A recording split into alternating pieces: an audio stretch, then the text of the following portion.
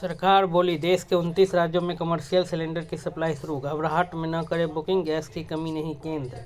देश भर में 29 राज्यों और केंद्र शासित प्रदेशों में कमर्शियल एलपीजी सिलेंडरों की आपूर्ति फिर से शुरू कर दी गई है। कई जगहों पर ग्राहकों को सिलेंडर मिल रहे हैं। पेट्रोलियम और प्राकृतिक गैस मंत्रालय की संयुक्त सचिव सुजाता शर्मा ने शनिवार को प्रेस कॉन्फ्रेंस में यह जानकारी दी। उन्होंने कहा कि पश्चिम एशिया में तनाव के कारण बाजार में अफवाहें और आशंकाएं बढ़ गई थी, जिससे लोगों ने बड़े पैमाने पर एलपीजी की पैनिक बुकिंग शुरू कर दी। इसी कारण कुछ स्थानों पर आपूर्ति प्रभावित दिखी, लेकिन देश में एलपीजी का पर्याप्त भंडार मौजूद है। देश में गैस की कमी नहीं। केंद्र सरकार ने स्थिति स्पष्ट करते हुए कहा कि देश में गैस की कोई कमी नहीं है। घबराहट में की जा रही बुकिंग से स्थिति बिगड़ रही है। संयुक्त सचिव ने लोगों से अपील की कि अनावश्यक बुकिंग न करें और डीलरों के पास भीड़ लगाने से बचें। उन्होंने कहा कि तेल विपणन कंपनियां पहले की तरह ही घर घर सिलेंडर की आपूर्ति करती रहेगी। सरकार की ओर से यह प्रयास किया जा रहा है कि व्यावसायिक एलपीजी उपभोक्ताओं को पाइप्ड नेचुरल गैस पीएनजी की ओर मोड़ा जाए।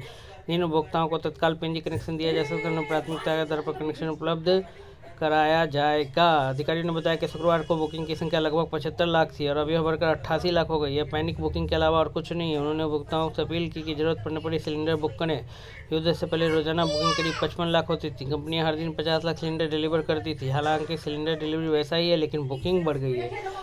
एलपीजी उत्पादन 31% बढ़ा। सप्लाई का दबाव कम करने के लिए सरकार ने घरेलू एलपीजी उत्पादन 31% तक बढ़ा दिया। इस बीच गेल ने सिटी गैस डिस्ट्रीब्यूशन ऑपरेटरों से एलपीजी सप्लाई की दिक्कतों का सामना कर रहे कमर्शियल उपभोक्ताओं को पीएनजी कनेक्शन देने को कहा। ईरान के खर्ग द्वीप पर बम बरसाए।